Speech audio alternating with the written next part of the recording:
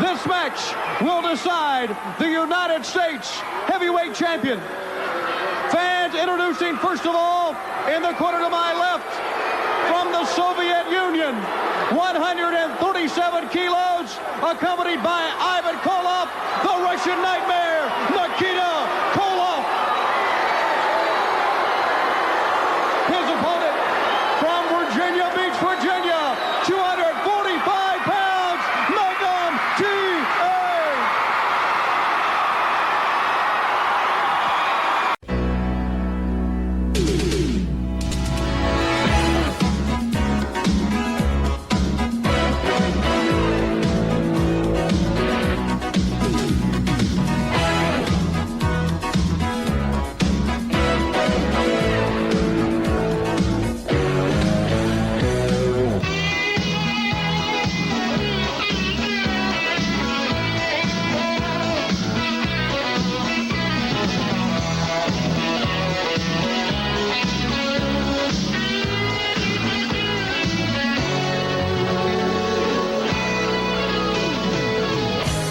Place to be, nation. Welcome back to NWA Crock and Roll. Yes, you heard that right. I am your host, Sean Kidd, and we are back, rebooted, refreshed, ready to go 9 months later. And no, I did not have a baby, and neither did either of my co-hosts. But we are back, and we have kind of restructured, rebooted a little bit, and we are going to pick up right where we left off at episode number 54, right after the Great American Bash. But I am not here alone. No, I do not have Dr. G. No, I do not have Colin McDougall, but I do have Scott Shiflett. Scott, how are you tonight? Sean, it feels good to be back. We were watching this stuff. It made me a little nostalgic. I know I joined about halfway through y'all's run, but we picked up right where we left off with these watches, and I can't wait to get to them tonight. Yeah, me too. And it's kind of a little different. We're not going by every promo. We're not going every single episode of the syndicated shows, every single episode of the Saturday night show. What we're going to do is try to condense a couple months worth of shows into one episode to kind of get to the end game quicker. Tonight, what we're going to cover is basically August through September of '86. And really interesting watch here, and I'll get to that in a minute after I introduce our next co-host. But just for some context, Dr. G and Colin are not here. Schedules are still schedules and things like that, so it makes it really hard for all of us to get together. Scott is a consistent, so Scott, I do thank you for being the one that regularly can join me. Dr. G and Colin, I'm sure, will join us at some point during the future of this show as we go on, but we will have rotating guests as we move forward, and our first rotating guest tonight was actually kind of the semi-regular towards the end and actually did the Great American Bash watch with us. Logan Crossland, how are you tonight?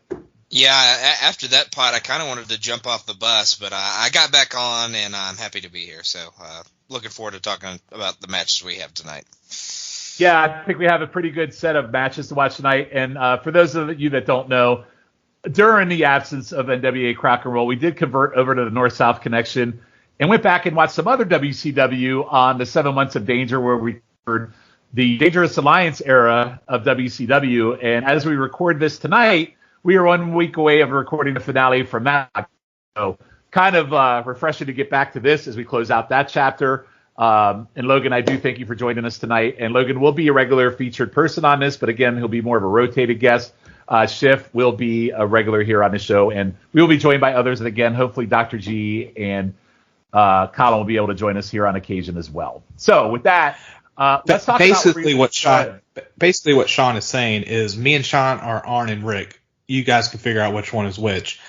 Logan, Dr. G, and Callum are, the Barry Windhams, the Tully Blanchards, the Lex Lugers, the Stings. They're the rotating members. I'm not going to call one of them the Paul Roma, but I will.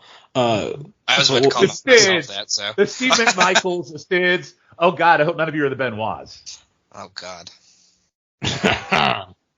All right. Anyway, so let's talk about where we left off. So we left off in September of 2022, gents, and we left off at the end of the Great American Bash. And what's interesting about the Bash, and I think as we ended that, literally Dusty Rhodes had won the World Heavyweight title. We were still in the middle of the Best of 7 series, but if I recall, Scott, No other titles changed hands during the entire American Bash, with the exception of the world title, and that was at the very end, correct? Yeah, and I don't know. I know we had the best of 7 series for the U.S. title going on, but Crockett at this time has AEW levels of amount of titles, so they could have swapped another one. They could, and what's interesting is the majority of the titles they swap happen in our watch tonight. So are you guys ready to jump right into it? Yes. Do it. All right, so we're going to go right into August. So we're coming out of July. We're coming out of the Bash. The best of 7 is still going on. Dusty Rhodes is your world heavyweight champion. Everybody else is still the champion. And you know what? I didn't put together the champion roll call in this, but we will go through that in detail tonight because really we're covering pretty much every single title in this podcast tonight. So first off, we'll start with, there's going to be a few things I mentioned. Then there'll be some things we watched, and we'll go into detail on the things we watched. So the first thing I'm going to mention, on August the 2nd, Mr. Electricity. Is it? Oh, well, Logan, very big day, and I know this was 40 years or 50 years before you were born. Mr. Electricity, Steven Regal, defeated Denny Brown for the NWA Junior Heavyweight title. Do you think he was still wearing that sweet pink polo that he was wearing when he cut that promo? I don't know. Like a mechanic? He might, but I think at this point, Denny Brown still had that Burger King crown title that had the big, huge crown on the front of it, if you recall that one, Schiff. Yes. Yeah, so we have a new junior heavyweight champion in Steven Regal. On July the 9th, guess what? Ric Flair regained the world heavyweight title from Dusty Rhodes. And 2 days prior to that in Kansas City, Tully Blanchard had attacked Dusty's leg, and that set up Flair's win. So we don't have any video of that. So therefore we didn't watch it, but we do have a pretty interesting rematch that they have during the month of August tonight to talk about. But Logan, any thoughts on Dusty Rhodes winning the title back in July? I think it was July 23rd, and then losing it literally 3 weeks later. It sounds about like Crockett booking, so that makes total sense and doesn't sound shocking at all. That is why Mr. Flair was a 16-time champion, because he had the habit of winning the title and losing it somewhat quickly, but held it for a good bit, and then he would win it right back is what I'm trying to say. So, yeah, not shocking.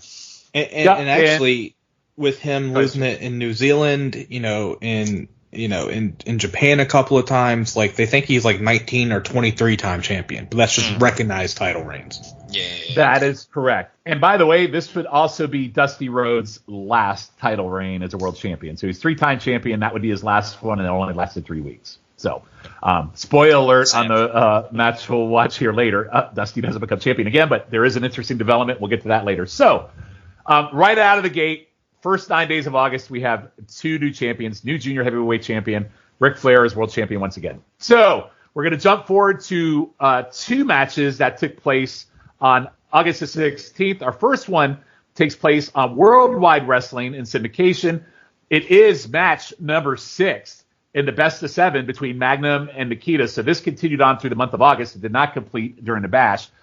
Nikita is up 3-2, so this is kind of do or die time for Magnum, because if he doesn't win, he's in big trouble. So really big fight feel here. Tommy holds up the belt. How do you feel about Tommy Young here, Schiff? Fuck him. Okay. We'll probably hear a lot of that tonight. So Tommy Young holds up the belt. And Tony, of course, is doing the ring announcements. Nikita is out with Crusher Khrushchev. It is reiterated that if TA loses, we will have a new champion tonight, Nikita Koloff. It's another hot crowd as always. The match starts with some intense tie-ups. There's a crisscross into a TA dropkick and when he ducked a sickle, and he sends Nikita outside. TA works the arm with a hammerlock and knees. I also like that he tries to turn the hammerlock into a pin, so that was pretty cool. TA does an awesome Indian deathlock to an arm while he has him in a hammerlock.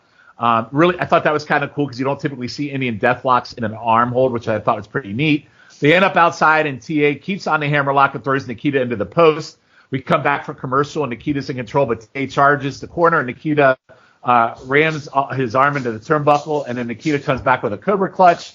TA fights out, a boot to Nikita's face. Nikita keeps coming back and drops knees on TA's back, and then sends TA outside. He drops TA throat first on the top turnbuckle on the top rope. Then he gets a rear chin lock. TA skates, but then there's a sickle by Nikita, a back suplex, But then later, TA gets a boot to the face off a throw to the rope. Nikita again cuts him down into the corner. It's like what I love about this. It's really a great story of Nikita being unrelenting and TA just not giving up. TA eventually turns a face lock into a suplex and starts firing away at Nikita, and he does a drop kick for 2. But Crusher puts his foot on the rope. David Crockett and the crowd at this point have absolutely lost it. TA goes out after Crusher Khrushchev. Nikita gets a knee to Magnum's back and also sends Young to the outside at the same time. There's a sickle by Nikita and a cover, but there's no ref, and the foot's under the rope. Jackie Fargo comes out and counts 3 and gives Nikita the belt, but Tommy Young finally mans up as a ref and calls bullshit. He pulls the belt. And then there's a belly to belly by TA, and then he gets the 3 count finally, ties the best of 7 to an absolute crazy reaction. This was crazy. TA's reaction also is fantastic. Schiff, you've been along the ride with me on this whole TA Nikita thing. I think we watched like 20 matches between the two, and this was finally the match I was waiting for them. This is a really great story of TA and adversity. Again, Nikita not backing down and all the marbles on the line. Hot crowd, great commentary. And finally, we get Nikita TA match I desperately wanted. 16 minutes of just pure great. I went 3.75 on this. How'd you feel? The nostalgia was kicking in, Sean, and the crowd wasn't just hot; it was molten. Like, yes, it was, and like hearing the crowd so hyped gets me like more excited to watch a match. And I just loved all this. Like you said, like I loved like the limb work that was happening. And Nikita was just like, Magnum was just not staying down. It was just awesome. Like, you know, when they when Magnum hit the belly to belly, like the pop was just massive. Like, oh my god. And like it just happened so quick, like after the schmaz with, you know, Nikita hitting the Russian sickle, but you know, Magnum had his leg under the ropes. Like I was just like, oh my god, is it really going to end like this? And then you see it, like it's the perfect story being told, being down 3-0, then tying it back up 3-3. I went 4 1/4, but like and I even messaged you guys in our chat talking about this.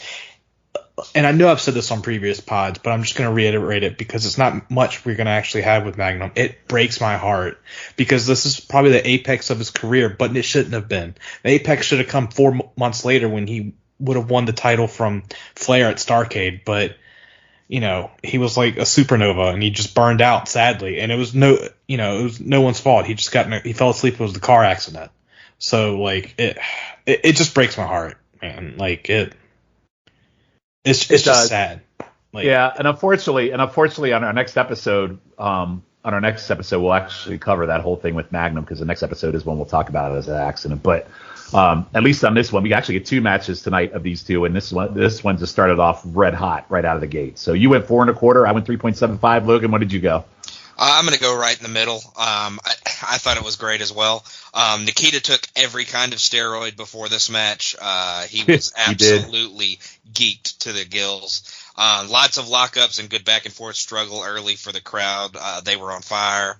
It was interesting to see a Kimura armbar back at this point by Magnum, but it's good to see the Russian Nightmare doesn't pass out like a bitch like the American Nightmare does. So good to see that. A lot of grind him down holds, not just a ton of moves per se, but it was just amazing. And the fact that this is the 6th match of the series, it kind of makes sense that they're just trying to wear each other down and just really grind each other down to the point where they can hit that one last shot and get the final pinfall. But the last few minutes are absolutely unbelievable. Crowd and action. I thought the sickle was sick that he hit. I thought the ref spot was a little unnecessary, but it made the belly and the pin even more awesome because the crowd just like Schiff said just was molten. So just awesome stuff. So I went right in the middle of you guys. All right, perfect. So yeah, really, really great match to kick us back off here on the reboot. This is match number 6, and we'll talk about match number 7 here in a minute. But really, if you've never seen this one in the best of 7, go out of your way to see this one. This one's really, really great.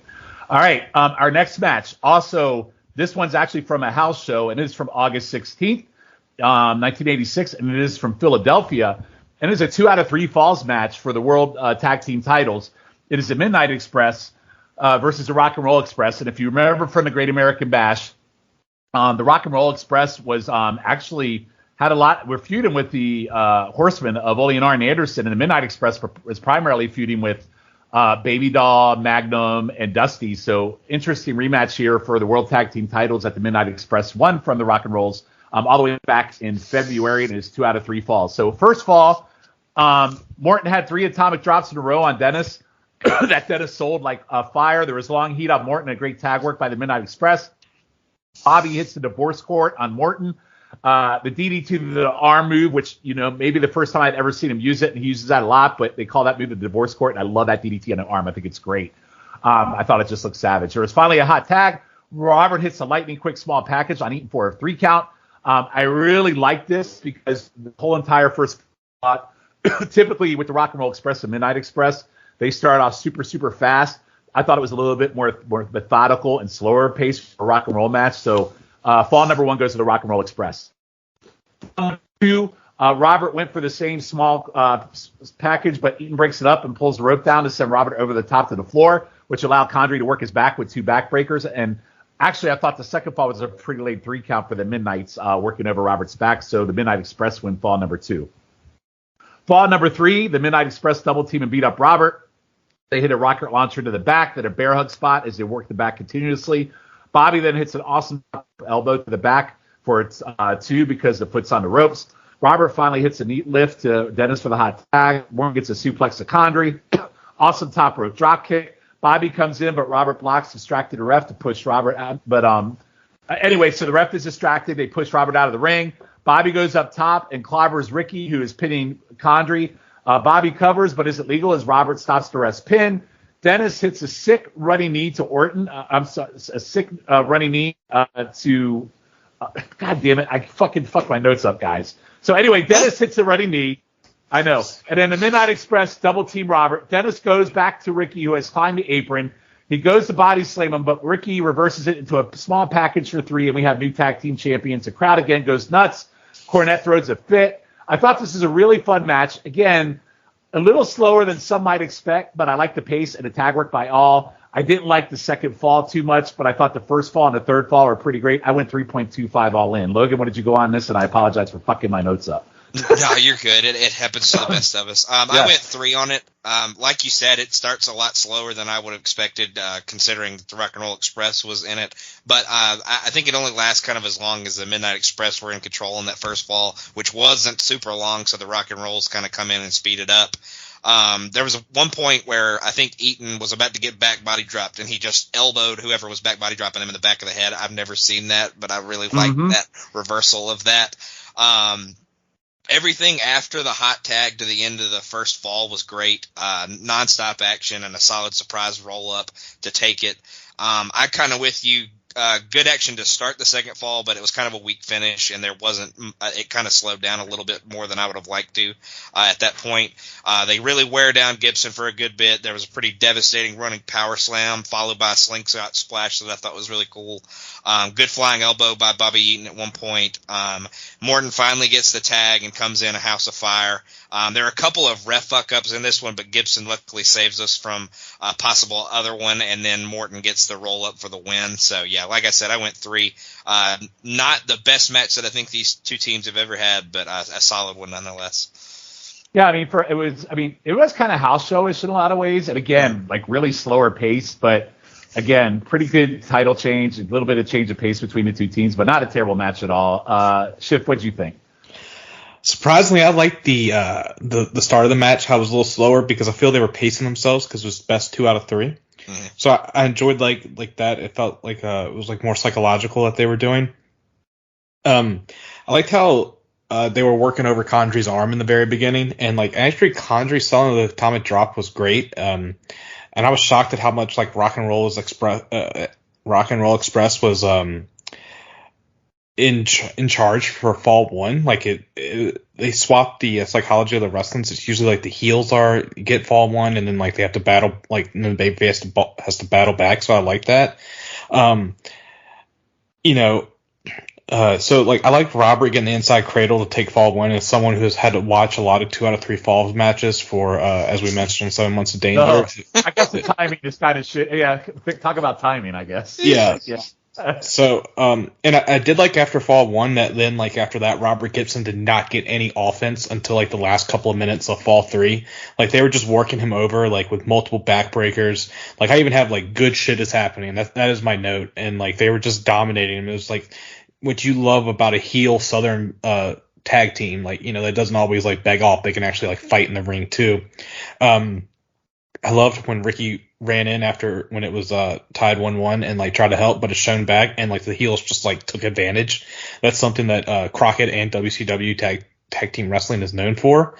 But yeah, it's like he got no offense at all for like the first like 3 or 4 minutes until he got the hot tag, and then it was all Ricky. And I love the missile drop kick that you mentioned, Sean. That was a beautiful missile drop kick. And I love how then Midnight Express cheated and Robert like saved it. It was awesome. And I wasn't expecting a title change here. So when Ricky got out and he reversed the slam for 3, I was shocked. I went 4 stars on this. Like I don't know if it was nostalgia for being gone for so long, but I was just like, holy crap, like this is great. Like I was like, let's do it. And yeah, it was awesome. He's really excited. Well, no. Sean. Yeah. Well, I think he's really excited to get away from 23 episodes of watching the Dangerous Alliance and getting back to some old school wrestling, probably. That would be my guess. But no, I mean, again, it's a really good match, and it's interesting to hear both your perspectives. It seems like Logan and I are more aligned around kind of like how we feel about it versus Schiff. You seem really excited about it. So, but still, all in, we're still saying these are both these matches we talked about tonight have been really, really great. So, all right. So now, if you think about it, so we came out of the Bash, we had 1 title change. So now, literally in the first couple weeks of August, we've already had 3. Yeah, it feels like a weird reset is going on, and it makes you wonder why didn't they just do it at the Bash? Because then for future Bashes, they could be like, this is what happened last year. Yeah, it's like, hey, you know, I spent like if I'm a fan and I spent money, like imagine if you're, you know, you have those diehards that follow the WWE all over the world or whatever. Imagine if I'm like that guy who wanted follow the Bash on the world tour during the Bash months, and then not 1 title change hands, and then I find out all these titles change hands in August and September. I'm gonna be like, well, fuck that Bash. I ain't going next year, right? It's kind of like, what's the big deal? Like, no title change hands. So they roped everybody in. That's what good territory thinking there. Yeah. I mean, I guess it was like sold off of War Game. It was sold off of War Games, so. But still, like... Well, we didn't have War Games in 86. That was 87. Oh, you're right. Never mind. Sorry. Which we'll cover on this show eventually. But yeah, there's no War Games this year. This is just flat out... I mean, you got country singing and wrestling. That's it.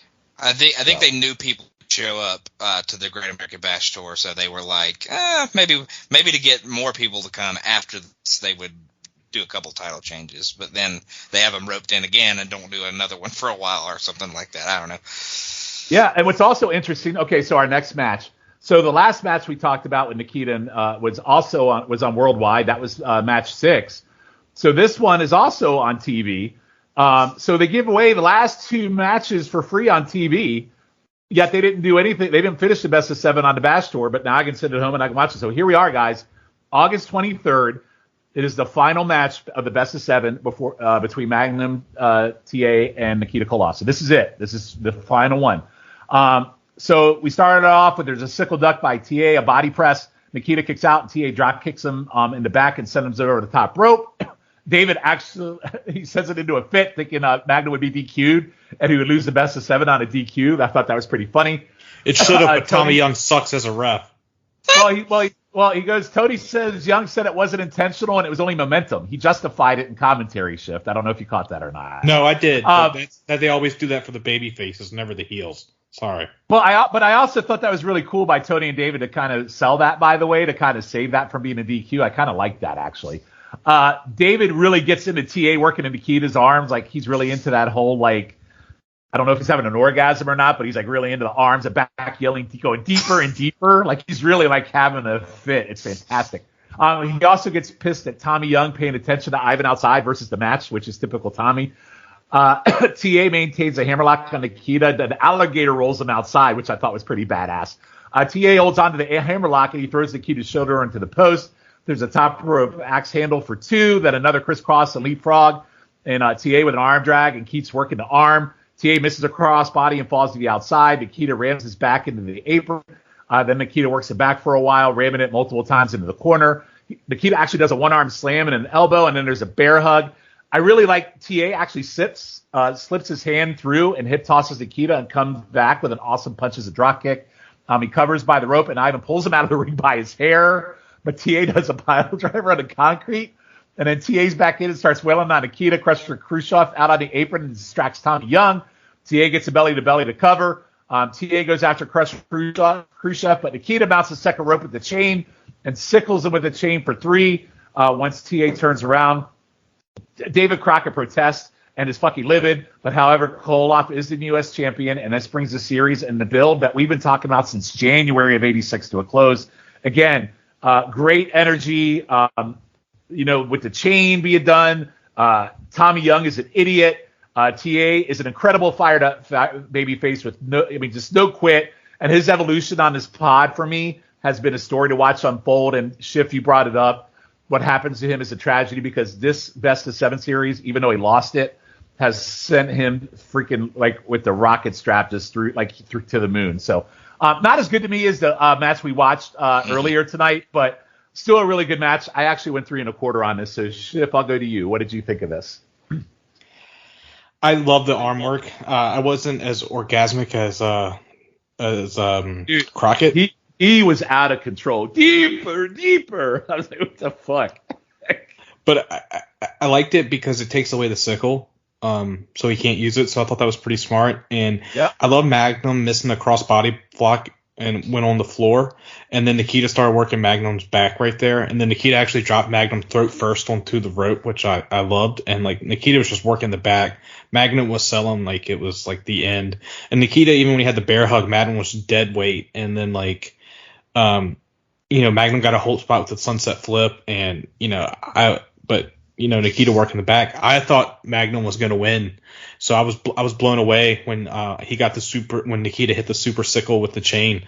I went 4 stars on this. Like I said, I'm a little shocked. I seem to be above y'all on this watch so far, but yeah, I went 4 stars. I loved it. A hell of the last 2 matches. Yeah, don't be shocked. I mean, again, hell of a 2 lot. I will tell you, when I watched this when I was 13 and Magnum lost this, I literally lost my shit watching it on the TV. I was fucking furious. So Crockett did his job here. Logan, what'd you think of this? Yeah, I wasn't as impressed with this one as you, or the same as you, Sean. I went 3.5. I still really liked it. I just don't think it was quite as good as the first one. A lot of lockups and wear down holds to start off, kind of like the last match. Magnum really goes for the arm, like Schiff said, to kind of take the sickle away from things. He gets a little too overzealous at one point, goes for a dive and misses that, which kind of leads to Nikita starting to work the back. So that was a good. He did good taking on that after he missed the dive. There was a disgusting pile driver on the floor. And then Khrushchev proves to kind of be the difference, and he provides enough of a distraction so that Nikita can use the chain and take the belt. So, yeah, I didn't like this one quite as much, but I did enjoy it as at the same time. Yeah, so again, I mean, back-to-back, 3 really, really great matches. Schiff, I'm impressed. I mean, I'm not giving you shit for liking these matches. I'm glad you love them, especially for the being in 1986. I'm impressed. Yeah, I was just blown away. And spoiler alert, I loved all the matches tonight. So it wasn't. I mean, we got some down ones towards the end, but first 4 or 5 were chef's kiss. Well, the down ones at the end, I think, are expected based on who's involved. But we'll get to that. We get to the end for sure. Because that person has no business winning a certain title that he wins at that point at this stage in the game. But we'll talk about that. So again, here we are, August 23rd, less than a month out of the bash. Again, another new champion, but someone's going to have a champion coming out of it. I just didn't expect it to be Nikita at the time. But here we are, new U.S. champion, Nikita Koloff. And he would hold this title for a long, long time. So we will study that journey of Nikita, U.S. champion, as we go through the history of this pod as we go on. All right.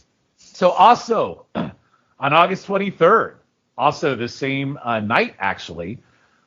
So prior to this, okay, so anyway, this is an angle that we're going to talk about. We already know that Dusty Rhodes has lost the World Heavyweight title back to Ric Flair. Well, the same night that Nikita won the U.S. title from Nikita won the U.S. title from Magnum, there is a televised World Heavyweight title rematch between Ric Flair and Dusty Rhodes. And, I mean, it doesn't get much bigger than that. I mean, again, this on TV, it's like, holy shit. Like, imagine back at the time seeing Hulk Hogan defend his title on WWF TV. On Saturday night's main event, yeah, but you would never have seen it on, like, a syndicated Superstars or Challenge or anything like that. So this is a big deal. So, huge TV main event rematch. Dusty starts out by strutting around with his hand on his package and posing and taunting Flair in the corner. Really great fire from Rhodes on a press slam and multiple elbows to Flair. The crowd, again, still hot. Flair has to collect himself ringside as they keep closing in on the intensity of Baby Doll's face. So they really keep putting it on Baby Doll, which makes sense as this plays out. Dream just stays lit with shoulder tackles and a hip toss, which continues to infuriate Flair. Dusty bails outside when Flair kicks his injured knee. Dusty back in more with more energy. I mean, with more elbows and a rubbing crotch elbow to Flair, which I thought was funny. And again, no matter what Flair does, Dusty catches him at every turn, and there's such energy in this match between the two in the crowd. It's just really good symmetry between the two. Flair finally gets a sleeper, but Dusty sends it to the turnbuckle. But Flair, who never learns, goes up top and gets tossed down. Dusty with a figure four as we go into commercial. When we come back, Flair still starts working Dusty's knee. Dusty kicks him off and punches him over the top rope. But Flair pulls him outside. Dusty throws him into the post. Dusty starts biting and punches the head back in the ring. He does the up and over the corner spot, suplex back into the ring for two, a clothesline. Flair is now bleeding. Dusty covers and the ref counts, but Baby Doll puts Ric Flair's foot on the ropes. And the crowd and announcers again, here we go again, fucking livid. Dusty is confused. Flair back into working the leg, and there's a figure four, but Dusty reverses, and he's yelling at Baby Doll at the same time. Tommy Young, of course, gets knocked outside as Dusty knocks Flair into him. There's a clothesline to Flair, but no cover. No ref repeatedly. Baby Doll comes in with a chair, goes to the ring. She goes to hit Dusty, but he moves and grabs the chair. And then he attacks Flair's leg, and the ref calls the DQ. The Blanchard comes in and attacks. He gets pelted with soda, but he grabs the chair and attacks Dusty. And finally, Rock and Roll Express and TA come in for the save. As the heels bail with a Baby Doll, and she smiles at the camera. So this match was straight fire. Dusty was fucking lit, but the turn is so out of nowhere. And believe Dunn basically to distance himself from Baby Doll because of what happens with her marrying Sam Houston. I like, again, the title change. Why not just do that here? Why did they have to do it earlier? They could have just done it here with the Baby Doll turn. I just think it's odd booking, especially coming right out of the bash, and her whole Cornette angle. This just seems so out of nowhere. Nonetheless, the match itself, the ending aside, was great, fired up, energized entertainment. And for me, this is a really great Dusty showcase on free TV. So I actually 3.5 on this. And again, this was more about Baby Doll turn, but the match itself was fantastic. And by the way, Baby Doll is not here much longer because she actually ends up going to Central States with Sam Houston because, Dusty doesn't want her anywhere around Crockett anymore. So, Logan, I will go to you. What did you think of this match? And the heel turn by Baby Doll that came out of nowhere. You're supposed to be a one-man woman, baby, and you're supposed to be my woman. I'm just playing. I went 3.25. I was a little lower on it than you, but I still enjoyed it at the same time. Dusty really dominated this one almost throughout. Really beat Flair pillar to post with big elbows and punches. I did think at one point that Flair kicks Dusty in the knee, and that is the first offense he gets in the whole match. And Dusty, being the bitch that he is, rolls out immediately after that. Easy to see where his son gets the family bitchiness at. So there's that. How dare you? I'm talking about Cody, not Dustin. Still, how dare you? I love Logan shitting on Cody Rhodes. I watched this right after he passed out in the Kimura hold to Lesnar, so that's where most of this is coming from. Anyways, Flair even jumps to the ref in this one. He gets pushed down at one point pretty violently. We come back from commercial, and after Dusty has dominated the whole match, Flair is somehow on offense. I do think this match was less about the match and more about the turn. Obviously, I think it was more of an angle, but Dusty dominated at least 90% of this match, which was entertaining, and the crowd was totally hot for. But definitely not how I saw this match go, and I figured it'd be a little more back and forth. Yep. So, but again, for free TV, holy shit, you got Nikita versus TA and Dusty versus Flair in the same freaking weekend. That's nuts. That's shit. Yeah, it's crazy. Schiff, what'd you think? So sorry, It sounded like you called him shit there for a second. No, I said Schiff. I did say Schiff. I know. Promise. brain went out. Logan, what did you go? I went 3 1/4. And I went. Logan, I went 3.5. All right. Well, I'm going 3 3/4. Like I said, I was in a great mood. I wasn't a sourpuss like Logan, obviously. Now wait a minute, 3 1/4 is not. I just didn't think it was more about. I didn't think it was much about the match. I thought it was more. The turn. It was good action. Yeah, I was just loving. I was just loving it. I loved how it was Dusty in control. Like Flair was just begging off, and like you said, Logan, he didn't do it until he started working over Dusty's knee, and Dusty went outside and he came back and hit another elbow. And Flair just stalled a lot when he was not on offense. So like he would just duck out of the ring. You know, Dusty hit the 10 count in the corner, and then like Flair with the rake to the eyes. Dusty knocked Flair over the top rope, and no DQ was called because they said it was Flair's momentum. I love how it just happens when That's so stupid. I hate that so much. Me too. Don't worry, WCW doesn't get rid of it until 1997. Dusty has the figure 4 on Flair. I always like watching their matches with each other. I always forget that Dusty uses the figure 4 as well. And then Dusty bites Flair's head and like hammers and was hammering his head. So like, you know, that's how we get the color. And like I loved when Flair was working Dusty's knee to get ready for the figure 4. But like when Dusty tried to reverse it, but Baby Doll actually helps Flair, and then Dusty reverses it, and then he asks Baby Doll why, and then like we know the chop block Dusty, and Dusty kicks Flair into Young. You know, Dusty has to get his visual pin. Baby Doll gets the chair and misses a chair shot. Like how bad of a person is she trying to cheat? Like everything she does goes wrong. And then Dusty uses the chair on Flair. Tommy Young rings bell, and I love like how we transitioned Dusty from Flair to Tully. And Tully runs in and starts beating Dusty with a chair. And then Magnum runs in because that's where the feud was going, was Magnum and Flair, sadly. But we see Baby Doll is now with the Horsemen. Yeah, Baby Doll is with the Horsemen, and that's very short-lived. Like I said, she will be joining her husband in Central States Wrestling very, very shortly. So I don't know how much we'll talk about Baby Doll much more on this pod at this point. She will return in 88, though. But you know who she comes back and manages in 1988, gentlemen? It's the Barbarian, right? One Larry Zbyszko. Oh God, I wish it would have been the Barbarian. It is Larry Zbyszko. She had the word. She's managing the Warlord right now as we speak in '86.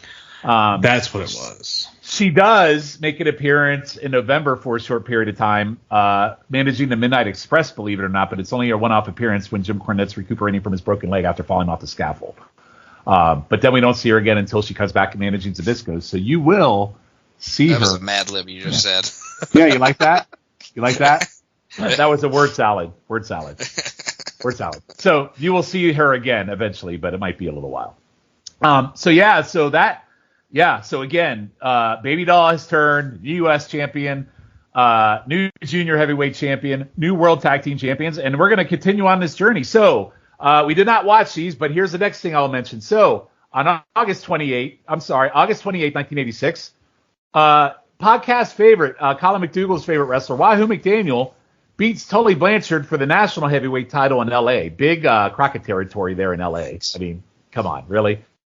And then on September 1st, Denny Brown wins the junior heavyweight title back for Mr. Electricity Steve Regal, and Steve Regal goes bye-bye. You never see him ever again. And then on September 2nd, Ronnie the Hands of Stone Garvin beats Black Bart for the Middle Atlantic title. So how many title changes was that in the span of 1, 2, That's what I think. You think that's all? Yeah. So again, none of those title changes really mean a whole lot, but Shift, to your point, this will transition Tully over to Dusty, and that'll all make sense as we talk about Dusty's match in September when we get to that. So a lot of title changes here in a short amount of time coming out of the Great American Bash. All right, so now we're going to go into September 1st of 1986, and we are going to our third Battle of the Belts. Now, we have covered the first two Battle of the Belts on this podcast. We are going to cover Battle of the Belts 3, and this is from Daytona Beach, Florida. 8,000 fans. This did air locally. Now, we're only going to talk about two specific matches in detail because they actually have the Road Warriors in it, and it's Lex Luger versus Ric Flair in another 2 out of 3 falls match tonight. And by the way, guys, I want to mention one more thing.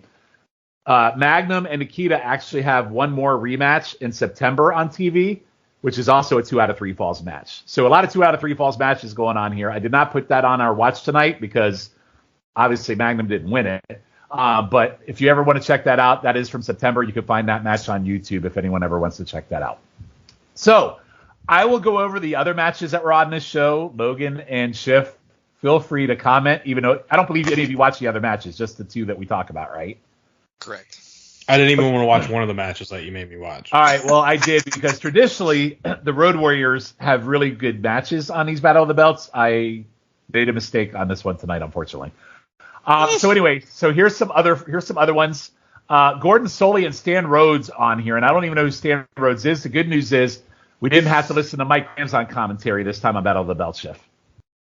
Yeah, thank goodness. He was horrible. Just worried about getting himself over. Well, so is Stan Rhodes, by the way. He's terrible. All right, so Dusty's first cousin. Yes. So the first match, the first match on this show, Tyree Pride defeats the Cuban Assassin with 15 minutes. Luckily, on this watch, the match was joined in progress and went 30 seconds. Tyree won with the roll up. I assume neither one of you want to comment on what was possibly an awful match that went 15 minutes. Yeah, I'm good. Nope. Moving on. NWA Florida United. I did watch this whole show, by the way. NWA Florida United States Tag Team title. My first match is, why do we have a U.S. Tag Team title in Florida? The Fabulous Ones, Stan Lane and Steve Kern, defeated the Sheep Herders, and we love the Sheep Herders on this pod. The Fabulous Ones came out to NXS, which popped me because I'm an old man. The Sheep Herders are a pod favorite. It was a solid. That sounds like an NXT tag team. It does, NXS. Solid tag match. Lane and Kern pulled the switch and small package for the win. It was very house showish, so I'd probably say it was around 2 1/4. The next match, again, I don't understand this one. The NWA United States Junior Heavyweight title. Again, don't understand why Florida has a U.S. Junior Heavyweight champion in Florida. The Ninja, by the way, is the Great Muta. I believe you knew that, right, Schiff? Because we discussed that on a previous Battle of the Belts, or did you forget? Yeah, we saw him. Yeah, we saw him, and I remembered. Okay, so he takes on Tim Horner. This is an 11-minute match.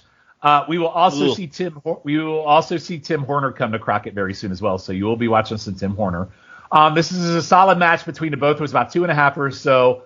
The Ninja won with a moonsault. Both were pretty good in this match. However, Horner would later have to give the belt back because Kendo Nagasaki interfered and they reversed the decision. So no junior heavyweight U.S. champion for the White Ninja. Tim Horner ends up retaining. Here's a real kicker. AWA World Heavyweight title match on the show. Nick Bockwinkel defeated Kendo Nagasaki by DQ in 7 minutes. You both know I love Nick Bockwinkel, but both these men looked 80 in this match.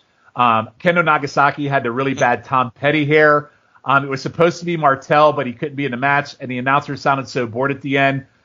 This was very 1970s, and both of you would have absolutely hated this match, so I'm glad I did not make you watch this. The next match was for the NWA. Better than having Martel in it.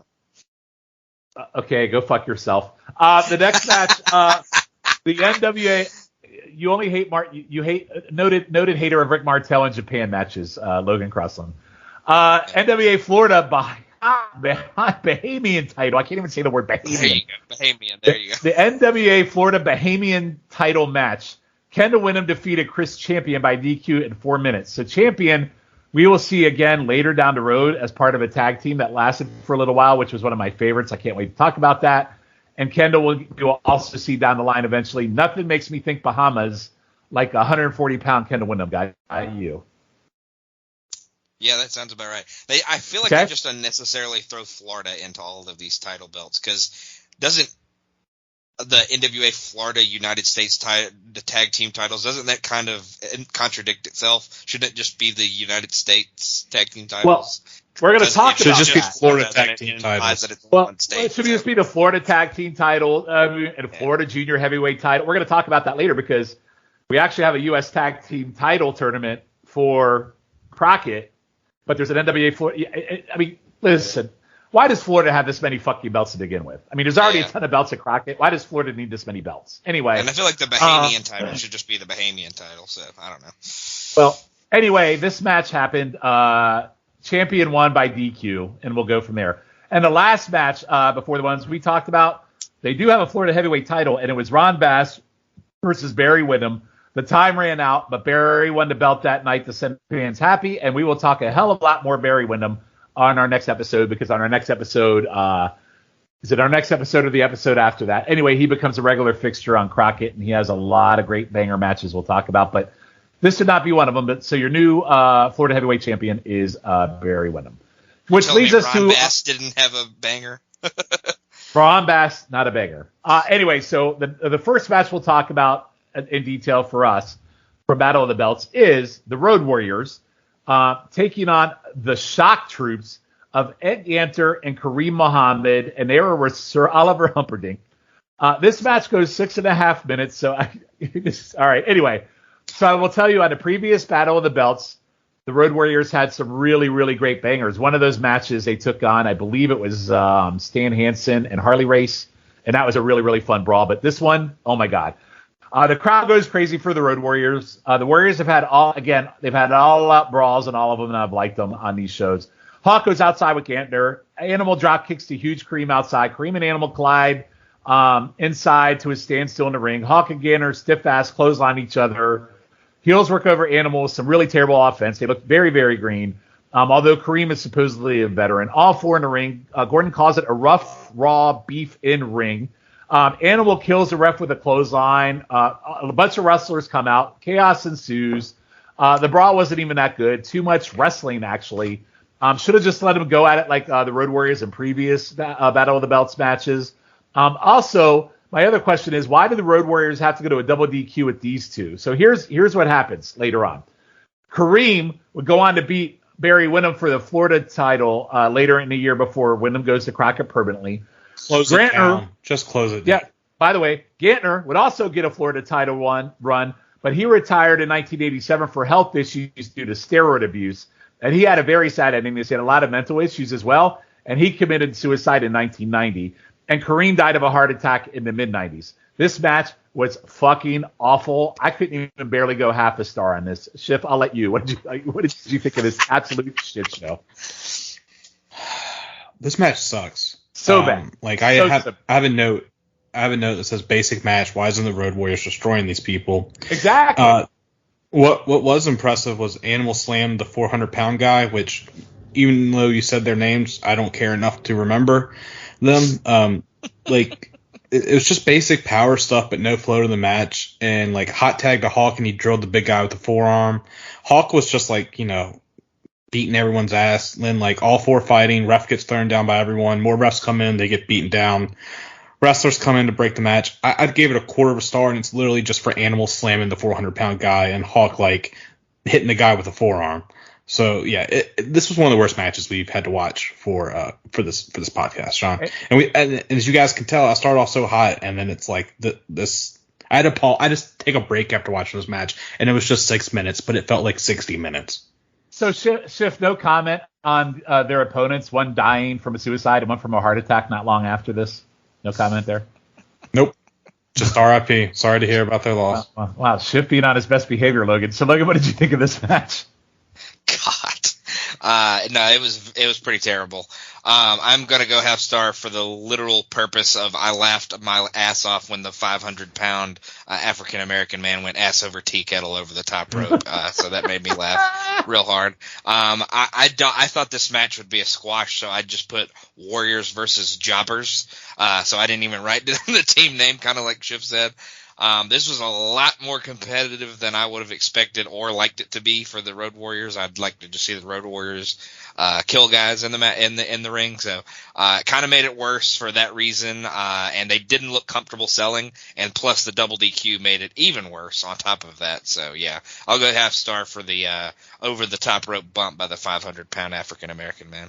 All right, yeah, Kareem Muhammad, Kareem, there you go. Sorry, died of a heart attack in the mid-90s. Mm-hmm. Not shocking, because he was a gigantic individual. Not shocking. And by the way, Ed Ganter, his nickname was Ed the Bull Gantner, by the way. And unfortunately... Sounds like a serial killer name, Ed Ganter. Well, anyway, rest in peace to both those gentlemen, and rest in peace to Road Warrior Hawk. And Animal. Oh, yeah, that's right. Animal passed away too, didn't he? All dead. Yeah, all dead. Rest in peace. Do not hold him accountable to this match. Go watch something better. All right. So match Ed Ganger Sorry, reminded me of Ed Kemper with the name, who was the serial killer that we saw in. He was the co-ed killer. If you guys watched Mindhunters. Okay, moving on. Match number 6. I love you, Schiff. Oh, sorry. Serious pod. I can't laugh. Serious pod, Schiff. I apologize, Vic. Sorry. All right. So our 6th match of the night we're going to watch tonight is, so Logan, I believe when we covered June of '86, you were on when we were talking about the feud between Luger and Flair, right? Or the startup to this? A couple interviews and stuff. Yeah, I think so. And they had a match and they had a schmoz, which all came to this. So tonight, Lex Luger, who has only been wrestling, I think, literally since the beginning of this year, we get a 2 out of 3 falls match, the main event on TV tonight. It is Lex Luger versus Ric Flair. And this is kind of a big payoff. Like I said, the 3 of us covered this, I believe, back in June of '86 when we did this. 10 months ago, we talked about this. So this is a rematch. So Luger's out in his white wife beater and his he's out to back in black.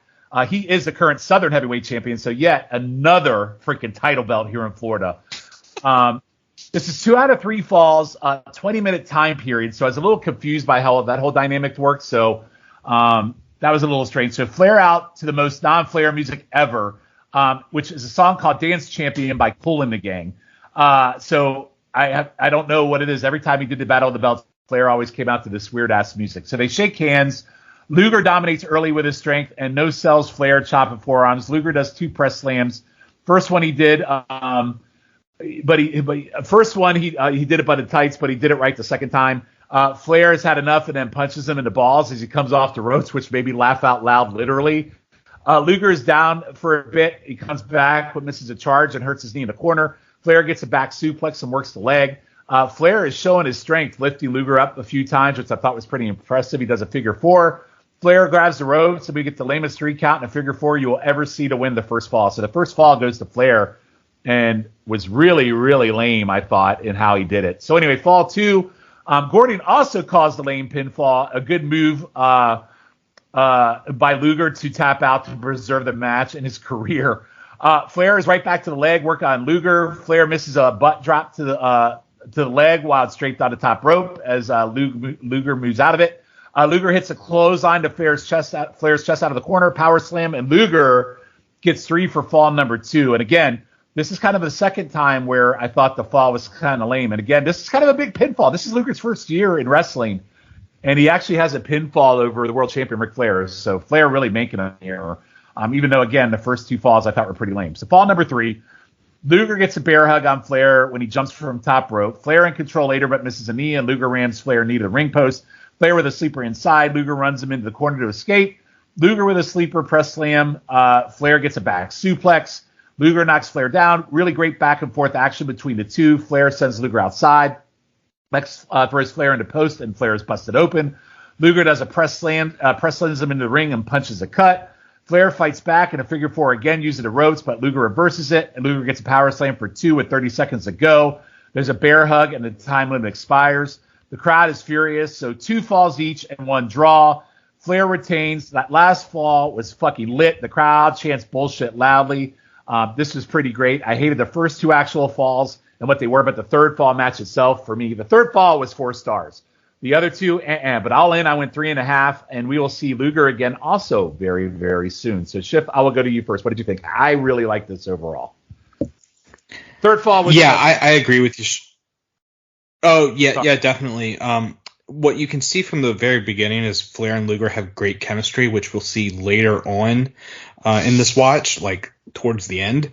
And by the way, this match is also the match that made Flair want Luger to join the Horsemen. I need to add that. This match right here did that for him. So go ahead. Sorry. I will say Luger looks so young here. Like he just looks like a baby. He hits the press slam on Flair going in before we get the first fall. But I love that Luger missed a knee in the turnbuckle and Flair immediately starts to work the leg, which I thought was very smart. And you got the figure 4, and then you got the 3 count in the figure 4. And I loved after like the first fall, like Flair was still working the leg. He tried to get a knee drop, but like Luger moved over, and Luger got the power slam out of nowhere. I like that a lot. And then actually see Luger working Flair's leg, and which I thought was nice. And Luger actually busted out a sunset flip, which I think is the first and only time I've seen Luger do that. So, and you can tell by this point both men are just exhausted. And but there was a point where Luger hit a press slam and he feels like he's about to win, and he showboated a little bit, and I think that obviously cost him the match. And Luger slammed Flair back in the ring and actually got just a 1 count, which I was shocked for. And then we got the time limit draw, and actually a bullshit chant was heard at the end of this by me, and I went 3 3/4 for this. I was really enjoying all this. Yeah, I went 3.5. You're 3 3/4 again, Logan. I thought the third fall was really, really, really good. Probably the best out of all 3. So what'd you think? Yeah, the third fall was absolutely the best fall. It was a bit slow at points in those first couple, so I get where you're coming from. I went 3 3/4 like Schiff did.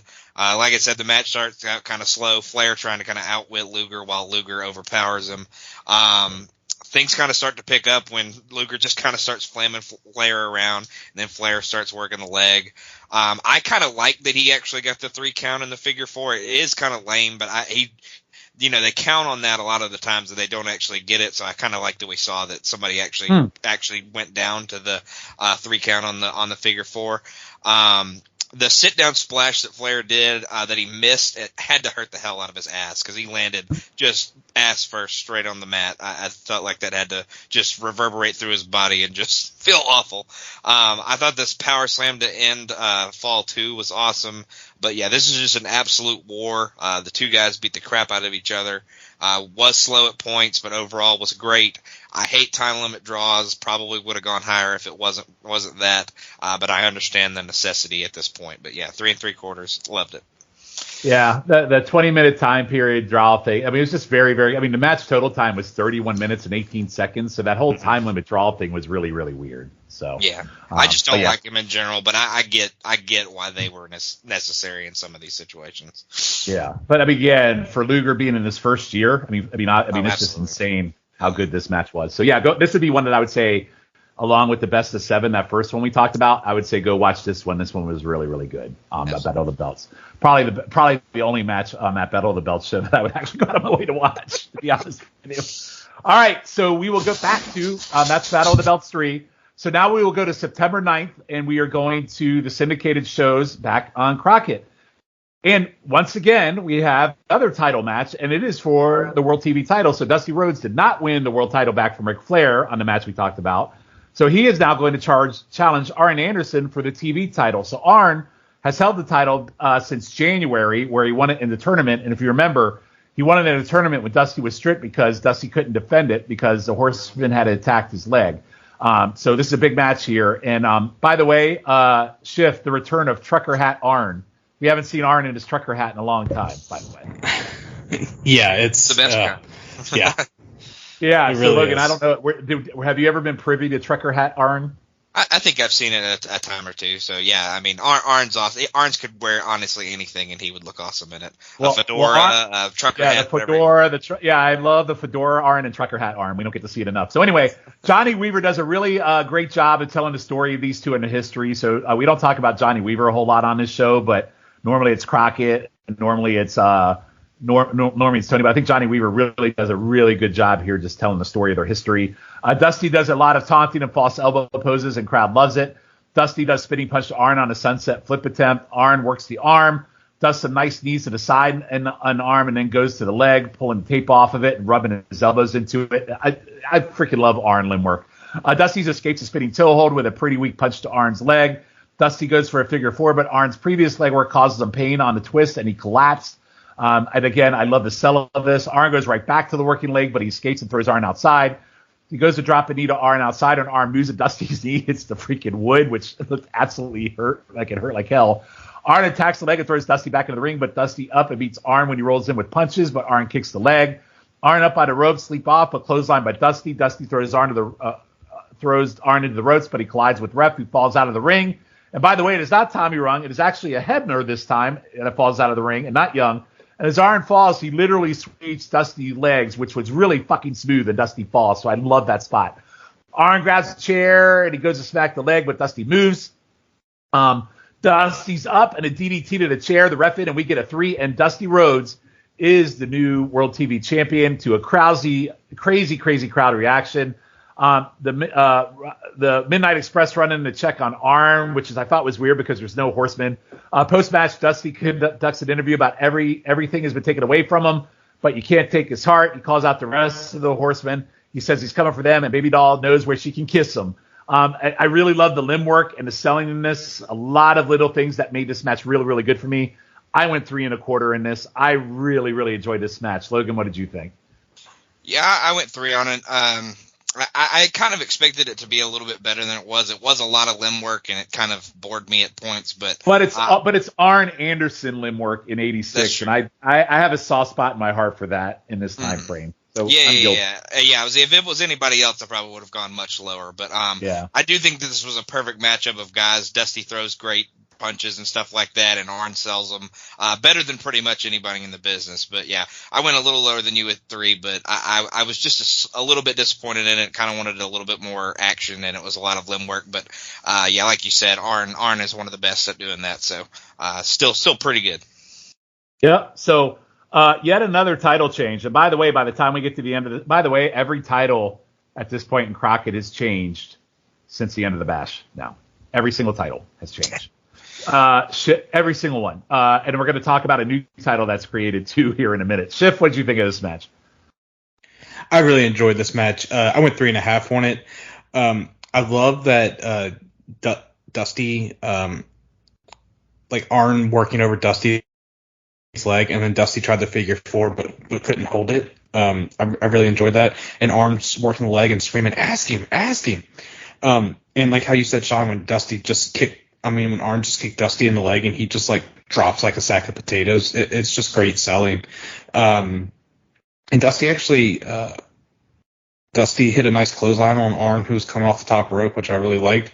And then Arn missing the chair. No one can hit a chair shot in '86 Crockett, apparently. Mm-hmm. And I love how Dusty DDT'd Arn on the chair, and Dusty got the win. And it was a hot match. Do I think Dusty needs a TV title? No, I don't. But that's a case for another day. Yeah. So, but that also, as we talked about earlier, Tully lost his national title. Dusty's now the TV champion. So you probably know where this is headed, and we'll talk more about that feud as we go along here. All right. So moving on. So again, like I said, we have all new champions now. We have hit the reset on the champions, but we are not done. So on September the 28th, 1986, there was a tournament for the NWA US Tag Team Championship. And this tournament was announced earlier in the month of September. And Schiff, you will remember this, way back in January, we had the national tag team titles. They had to be vacated because Dusty Rhodes took out Ole Anderson. And they retired the national tag team titles, and they have rechristened them the U.S. Tag Team titles. Do you remember that when we retired them? Vaguely. Okay. Vaguely, but yeah, okay. It's just too many titles. Like, what are we doing? So anyway, now we have the NWA US Tag Team titles. By the way, one of my favorite looking titles because they're really, really different as I stare at it on my shelf right now. It is one of my favorite looking ones, kind of like it's a red belt, really cool USA on it. So it's one of my favorite all-time looking championship belts. It's really unique. So anyway, so here is who was in the tournament. These all took place at the Omni in Atlanta on September 28, 1986, and here was the tournament. So it had Ivan Koloff and Crusher Khrushchev. They defeated Tim Horner and Nelson Royal. Great team there. Tully Blanchard and Jimmy Garvin defeated Jimmy Valiant and Manny Fernandez. Tully Blanchard and Jimmy Garvin were a tag team. Dick Murdoch and Ron Garvin fought the Midnight Express to a 20-minute draw, so they were both eliminated. Dusty Rhodes and Magnum TA defeated Baron Von Raschke and Shaska Watley. Dutch Mantell and Bobby Jaggers, who were a team called the Kansas Jayhawks, defeated Bill Dundee and Buddy Landell. In the semifinals, it was Ivan Koloff and Crusher Khrushchev defeated Dusty Rhodes and Magnum TA by disqualification. The Kansas Jayhawks defeated Tully Blanchard and Jimmy Garvin, so big win there for them. And in the finals, Ivan Koloff and Crusher Khrushchev became the new United States Tag Team Champions, the first ever, when they defeated Dutch Mantel and Bobby Jack for the titles. Koloff pinned Mantel after Khrushchev struck Mantel in the back with the Russian chain. And then NWA US Champion Nikita Khrushchev and the chain. So, Logan, any thoughts on the Russians being the new U.S. Tag Team? So all three Russians now hold all the U.S. belts. Any thoughts? Yeah, I feel like Dutch Mantel, being the American nationalist that he is, was quite pissed that all the Russians had the U.S. titles. So I imagine he was quite pissed at that one. But that makes sense. All the Russians have the U.S. belts, especially in 1980, especially in 1986. By the way. Oh yeah, absolutely. Yeah, no bigger heat there than giving the Russians all your U.S. titles. It's amazing. Schiff, any thought here on this? Yeah, Kansas Jayhawks is a horrible name. I know that's the name of their college team, but it doesn't work as a tag team unless they come out dressed like the basketball team in basketball shorts. No, they come out in black singlet tights with a bull with a what is it? A bullwhip. They have bullwhips with cowboy hats. I was like, what does it have to do with the Jayhawk? With cowboy. Well, they're cowboys. It's cowboys. Cowboy hats. A Jayhawk's a bird, though. I don't know what the fuck they're calling themselves Jayhawks for then. But they're cowboys. And by the way, Bobby Jaggers has probably been in one of the worst matches we've ever watched on this podcast history, by the way. I don't know if you remember that one. Yeah, either. He was really bad. Yeah, really bad. Really bad. Really bad. Is he mixed, brother? No, he's not. Not even close. And he doesn't have the moves either. No, he's rather portly, by the way. He was in Portland. He's a big guy. Was in Portland wrestling, and we watched a match with him. That was I got it. I was just messing around. So awful. So we will actually. I don't think we ever really actually watch a match with the Kansas Jayhawks, because the next match that they're in, I think that would even be near us. What we would talk about would be Starrcade '86, and I don't even think we have that match that we talk about in that show. But they have a rematch with the Russians for the U.S. Tag Team titles in that show. So we will talk about them later, but they're not around very long. So. Anyway, your new U.S. Tag Team Champions, Ivan Koloff and Khrushchev Khrushchev, and all the Russians hold all the belts. Which leads me to our next match, which happened on the same card the same night. So the national heavyweight champion, Wahoo McDaniel, had beaten Tully Blanchard for the national title earlier in the month in L.A. So on the course of the Saturday night shows leading up to the night, there was a big thing between Wahoo McDaniel and Nikita Koloff, and Nikita wanted to. There was a big squabble around. Well, they want to unify the matches. So Crockett set up a unified title match for the national title and the U.S. title, and this is their way of getting rid of the national title, which needed to go because you didn't need a national champion and a U.S. champion. And Wahoo thought the national title was more important than the U.S. title.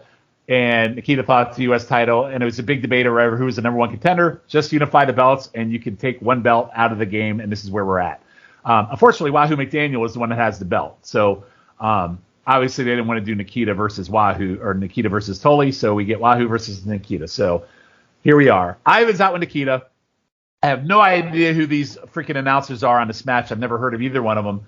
There's a ridiculous test of strength tie-up that Wahoo gets the best of, sending Nikita outside. Nikita asked for another one, and Wahoo chopped him right outside the ring. I actually did laugh at that. From there, the bulk of the match is boring headlocks by both. There's a few bear hugs on Wahoo. Wahoo slides his arm between them and reverses the bear hug. Wahoo lights Nikita up with chops and a suplex, and then more chops. On a crisscross, Nikita drops down, and Wahoo stops himself, turns to chop Nikita, who moves, and Wahoo chops Tommy Young out of the ring with Schiff. I assume you appreciated that at least, right? It was like one of the few things I enjoyed about this match. Okay. Wahoo beats up Nikita some more. He goes to get the ref. He gets him out on the apron, but Nikita does a sickle from behind, and there's a 3. And Nikita now has unified the titles. There's just one U.S. champion, and there's Nikita Koloff. Definitely a slow parts with these two, as I expected, especially in the middle. But I thought the lead up to the finish was creative, and I don't give a fuck. I'll watch Wahoo chop fuckers all day long. I gave it a gentleman's 2. Logan, I'll go to you first. What'd you think? Yeah, I went 1.5. Lots of stalling at the beginning of this one. It was very hard hitting, and a lot of it was very heavy submission based as well. But this one was a bit more plotting and boring than a lot of the other matches. I think I kind of compared it too much to the other matches because I probably would have gone Gentleman's too like you did. I mean, let's be honest. Wahoo McDaniel has no business holding the major title this late in the game in '86. Oh, yeah, absolutely. Yeah, absolutely. And I think Wahoo just bores me in general. But it was very hard-hitting, and I do like to see that a lot. But, it was just real plotting and boring compared to the other matches. And that's probably unfair to this match, but, yeah, that's how I feel. 1.5. Yeah, Schiff, I'm sorry. I am a huge mark for Wahoo Chops, but that's about all I'm going to mark for at this point for him. But what did you think? I went half star. This shit sucked. Oh, there's no other way around it. God, wasn't that bad? Here's my notes. Test of strength to start out. Another one, but Wahoo punches Nikita. Now headlock of doom. Nikita now choking Wahoo. Now bear hug. They say force the Indian to submit. You can't say that today. Match has like negative heat. Another bear hug. Just basic strikes. Ref down and Wahoo gets ping. I don't even know what the hell that means. Nikita hits Wahoo and we get the pin. Half a star. So playing the role of Colin McDougal tonight is Scott Shiflett. That's what I heard. And it sucks because like most of all these matches but two were amazing. And like it like I've lost the will to live momentarily. Or at least continue watching 1986 Crockett. Well, I'm glad we could close it on a good note for you tonight. So, guys, that's all our matches. So, literally, we covered August through September. And the real story is here as we get ready to. So, the next month on the pod, we are going to cover all things October, November that lead to Starrcade 86. So, we'll cover quite a wide range on our next episode. But all the titles have changed. The national title is gone. We have added the U.S. tag team title. So, we got rid of one title. We've added a tag team title.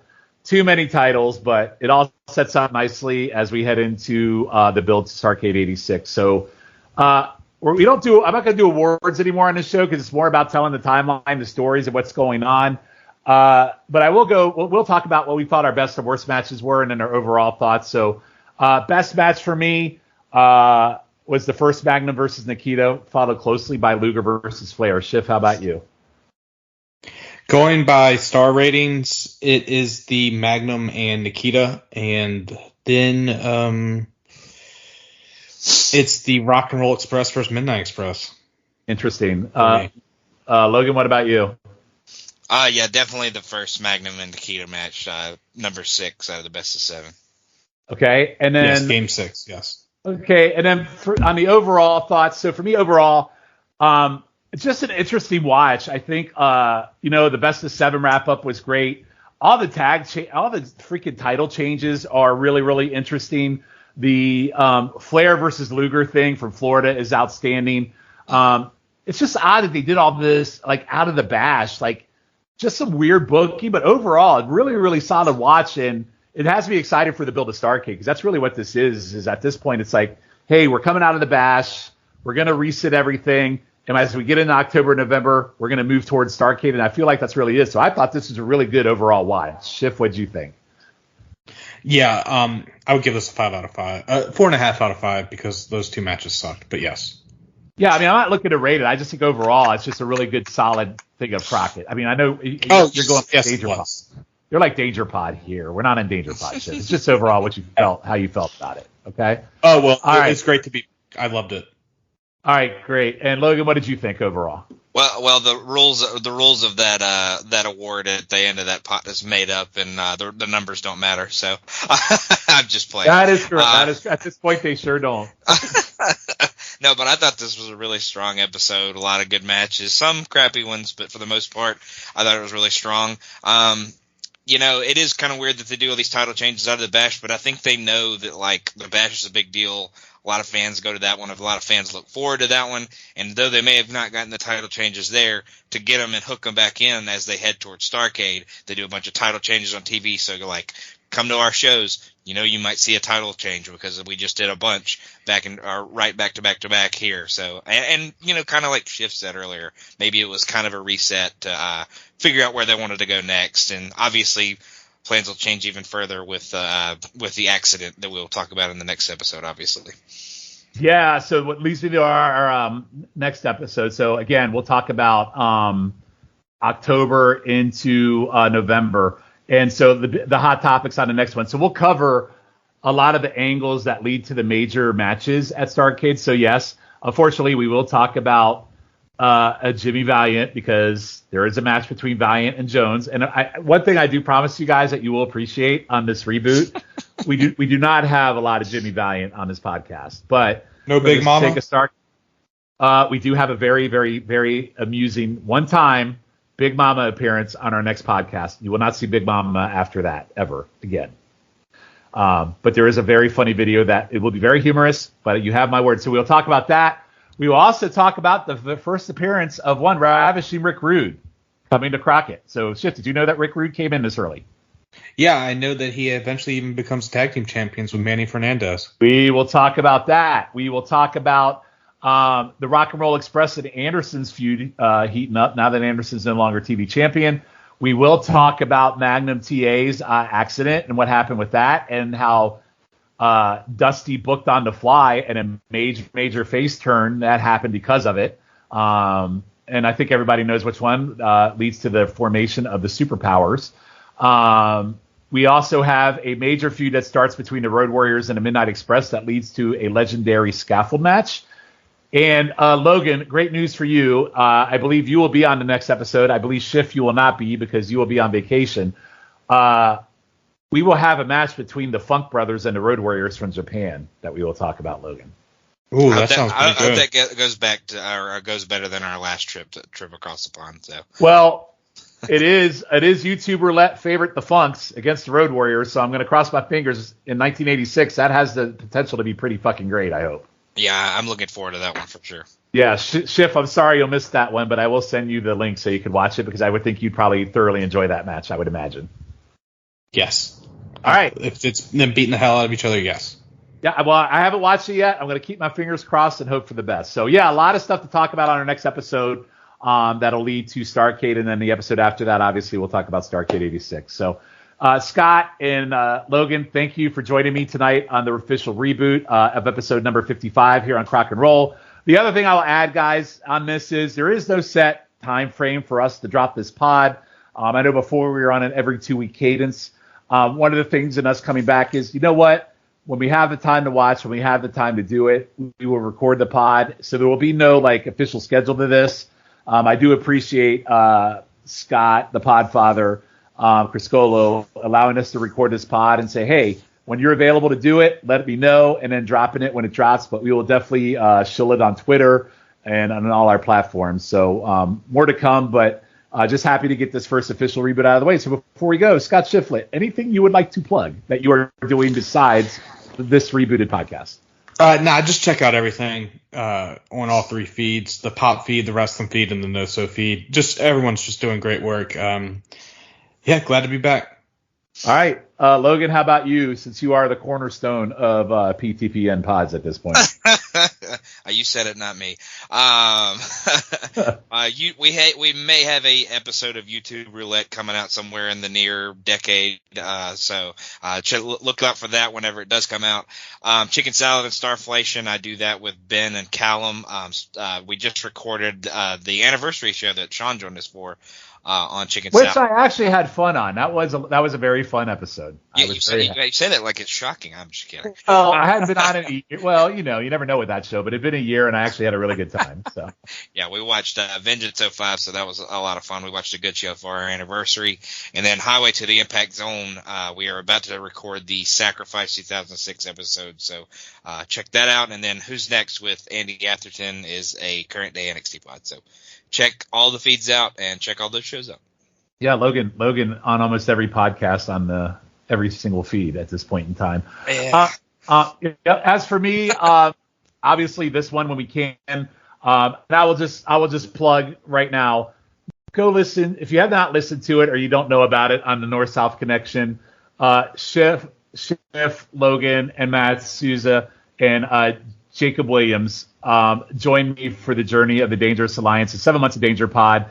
When we put this show on the hiatus, I wanted to do a 23-part mini. Well, it ended up being a mini series, but it was a 23-part mini series we did on the entire run of the Dangerous Alliance. We started with the kind of a Halloween Havoc of '91 and ran it all the way to the end of Larry being kicked out. Really had a weird ending. It wasn't like the official ending of it was really, really bizarre, which we'll talk about on the last episode. We record that next week. But if you had not listened, that has just been I don't know what happened. It started out as kind of a project to be serious. And I think Schiff and Logan, you would probably agree, it's turned into one of the most batshit funniest podcasts I think I've ever done in the history of podcasts that I've ever done. Yeah, I feel like it's enjoyable, but not for like wrestling purposes for some reason. I feel like the banter we have is really good, but it hasn't been the most exciting and the most enthralling action, and I just feel like the group itself just hasn't really wowed us like we all thought they may have. But yeah, real fun. I will certainly say it's probably the most in-depth you'll ever get in that freaking podcast, in that group ever. You'll never get enough. Yeah. You'll never get anything more in-depth than you will in that podcast with that group ever. Mm-hmm. Schiff, how about you? Yeah, it's a lot of fun watching a part that, like, I've only seen bits and pieces of. So it's, it's lost some people, but I'm still chugging along. Yep. So I don't know when this is coming out. By the time you hear this, though, we will be recording the final 2 episodes. So by the time this comes out, the entire run of that show might be on North-South Connection. So we get a lot of good feedback on it. But go give it a listen. You'll enjoy it. I mean, there's never an episode longer than an hour and a half, but since it is 23 episodes, maybe you could just knock it out in, 36 hours if you want to and go from there. God damn, we spent 36 hours on that shit, guys. Think about that. We've had a fan recently chug through them, so it is possible. It is. And we watched over 120 matches of the Dangerous Alliance. So stick that in your pipe and Jesus Christ. Anyway, so with that, Scott and Logan, again, so happy to be back. Thank you guys for joining me on the relaunch of NWA Crock and Roll. And don't have a time frame on when our next episode will drop, but I guarantee you we'll be back, and that will cover pretty much October through November on the build to Starrcade 86. And until then, thanks for listening, everyone, and we will see you when the next episode drops.